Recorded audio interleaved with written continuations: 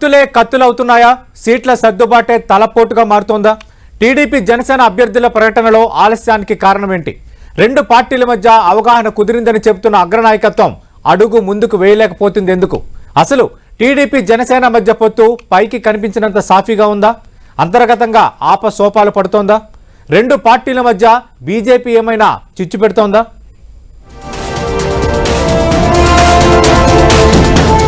పొత్తు కథలో కనిపించని కోణమేంటి? సర్దుబాటుకు సిద్ధపడని నేతలు ఎవరు? టీడీపీ జనసేన మధ్యలో బీజేపీ పాత్ర ఏంటి? పైకి పొత్తులు, లోపల కత్తులు. టీడీపీ జనసేన కూటమి కథలో అసలు ట్విస్ట్ ఇదేనా? పొత్తు ధర్మం పాటించాలంటూనే రెండు పార్టీలు ఎవరికి వారు తమ అభ్యర్థుల ప్రకటనపై కసరత్తు చేస్తుండటం, ఒకే సీటుపై రెండు పార్టీలు పట్టు వదలకుండా బెట్టు చేయడంపై అనేక సందేహాలు వ్యక్తమవుతున్నాయి. రెండు పార్టీల మధ్య పొత్తు పొడిచి 5 నెలలు అవుతున్నా ఇంతవరకు సీట్ల సర్దుబాటుపై స్పష్టత లేకపోవడంతో కార్యకర్తల్లో గందరగోళం కనిపిస్తోంది. ఎన్నికల్లో గెలవాలంటే పొత్తు తప్పనిసరి అంటూనే ఇరు పార్టీల్లోనూ నేతలు త్యాగాలు చేయలేమంటూ యూటర్న్ తీసుకుంటున్నట్లు ప్రచారం జరుగుతోంది. పొత్తు ఖాయమే, ఇందులో ఎవరికీ అనుమానం లేదు. కానీ ఇరు పార్టీల్లో క్షేత్రస్థాయిలో ఏదో గందరగోళం, ఇంకేదో అయోమయం కనిపిస్తోంది. పొత్తు ధర్మం విస్మరించొద్దంటూనే ఇరు పార్టీలు ఎవరికి వారు పోటీపై ప్రకటనలు చేస్తుండటం కూడా అనుమానాలకు తావిస్తోంది. టీడీపీ అధినేత చంద్రబాబు, జనసేనాని పవన్ పలుమార్లు చర్చించి సీట్ల సర్దుబాటుపై అవగాహన కుదిరిందని చెబుతున్నా ఇంతవరకు ఏ పార్టీ ఎన్ని సీట్లలో పోటీ చేస్తుంది, ఎవరికి ఏ సీటు కేటాయిస్తారన్న విషయంపై స్పష్టత ఇవ్వలేదు. జనసేనకు 25 సీట్లు కేటాయిస్తారని 23 సీట్లపై రెండు పార్టీలు ఏకాభిప్రాయానికి వచ్చాయని, సంక్రాంతికి ముందు జరిగిన ప్రచారం నిజం కాదని తాజా పరిణామాలు స్పష్టం చేస్తున్నాయి. మరో 50-60 రోజుల్లో ఎన్నికలు జరుగుతాయనగా ఇంకా జనసేన ఎన్ని స్థానాల్లో పోటీ చేస్తుందనే విషయంపై స్పష్టమైన అవగాహన లేకపోవడం, మధ్యలో బీజేపీతో కూడా పొత్తు ఉండే ఛాన్స్ ఉందనే ప్రచారంతో మొత్తంగా గందరగోళంగా మారుతోంది. చంద్రబాబు అరెస్టు సమయంలో టీడీపీ కష్టకాలంలో ఉన్నప్పుడు ఎలాంటి షరతులు లేకుండా జనసేనాని పవన్ పొత్తు ప్రకటించారు. దీనిపై అప్పట్లో జనసేన నేతలు కొన్ని అభ్యంతరాలు వ్యక్తం చేసినా తాను నిర్ణయం తీసుకున్నానని, ఎవరికి నచ్చినా నచ్చకపోయినా పాటించాల్సిందేనని కాస్త కటువుగానే హెచ్చరించారు పవన్. ఇదే సమయంలో పవన్ కు తగ్గ గౌరవం ఇస్తామని టీడీపీ కూడా స్నేహగీతం ఆలపించింది. కానీ గత కొద్ది రోజులుగా రెండు పార్టీల్లోని పరిణామాలు పరిశీలిస్తే ఎవరికి వారు పట్టు వేడక బెట్టు దిగక సర్దుబాటును సర్దుపోటుగా మార్చేస్తున్నారనిపిస్తోంది. రాష్ట్రంలో 25 జిల్లాలు ఉండగా జిల్లాకు ఒక నియోజకవర్గం చొప్పున జనసేనకు 25 సీట్లు కేటాయించడంపై టీడీపీకి ఎలాంటి అభ్యంతరం లేదని చెబుతున్నారు. ఇదే సమయంలో 4 నుంచి 5 ఎంపీ స్థానాలు కేటాయించే అవకాశము ఉందంటున్నారు.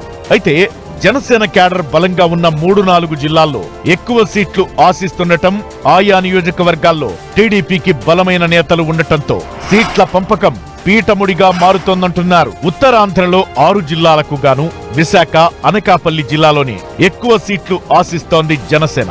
శ్రీకాకుళం, పార్వతీపురం, మన్యం జిల్లాల్లో ఒక్క సీటు తీసుకోవడం లేదంటున్నారు.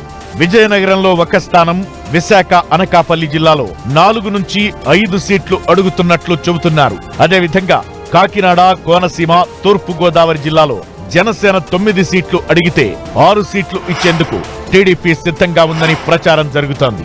అదేవిధంగా ఏలూరు, పశ్చిమ గోదావరి, కృష్ణా, ఎన్టీఆర్, ప్రకాశం, బాపట్ల జిల్లాల్లో కూడా కొన్ని సీట్లు ఆశిస్తోంది జనసేన. ముఖ్యంగా విశాఖ, అనకాపల్లి, కాకినాడ, తూర్పు గోదావరి, పశ్చిమ గోదావరి, అంబేద్కర్ కోనసీమ, ఏలూరు జిల్లాల్లోనే ఎక్కువ సీట్లు ఆశిస్తోంది. మిగిలిన చోట్ల 1-2 సీట్లు కేటాయించినా సరిపెట్టుకోవడానికి సిద్ధమవుతోంది జనసేన. అయితే జనసేనకు 25 స్థానాలు కేటాయించే విషయంలో టీడీపీకి అభ్యంతరం లేకపోయినా తమ పార్టీ పటిష్టంగా ఉన్న స్థానాలను వదులుకోవడంపై టీడీపీలో వ్యతిరేకత కనిపిస్తోంది.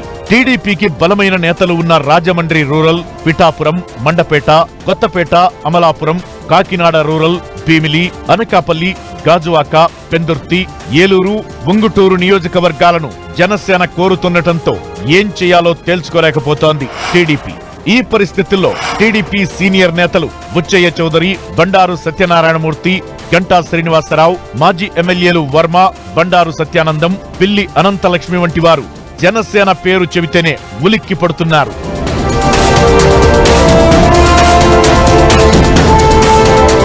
మరోవైపు రాజోలు, రాజానగరంలో పోటీ చేస్తానని జనసేన ఇప్పటికే ప్రకటించగా టీడీపీ స్వాగతించింది. ఇక పవన్ పోటీ చేసే భీమవరం పైన టీడీపీ అసలు ఎలాంటి ఆశలు పెట్టుకోలేదు. కానీ జనసేన కన్నా తమ పార్టీ బలంగా ఉన్న నియోజకవర్గాలను వదులుకోవడానికి మాత్రం పసుపు దండు సిద్ధపడటం లేదు.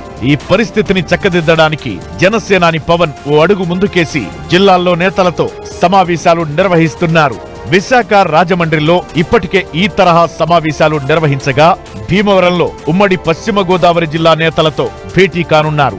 రెండు పార్టీల మధ్య జరిగిన చర్చలు, జనసేన ఎక్కడెక్కడి నుంచి పోటీ చేస్తుంది అన్న విషయాలపై క్యాడర్ కు స్పష్టత ఇస్తున్న పవన్ బహిరంగంగా ఎలాంటి ప్రకటన చేయకపోవడమే క్యాడర్ ను టెన్షన్ పెడుతోంది.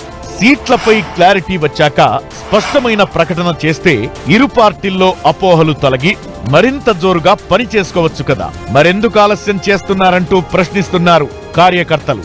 అయితే బీజేపీతో పొత్తు ఉండే పరిస్థితి వల్లే ముందుగా ప్రకటన చేయలేకపోతున్నారంటున్నారు పరిశీలకులు. ఏది ఏమైనా ఎన్నికలు తరుముకొస్తుంటే రెండు పార్టీలు ఇంకా నాంచుడు ధోరణి ప్రదర్శిస్తుండటం పొత్తుపై అనవసర అపోహలు, అపార్థాలకు తావిస్తోందంటున్నారు.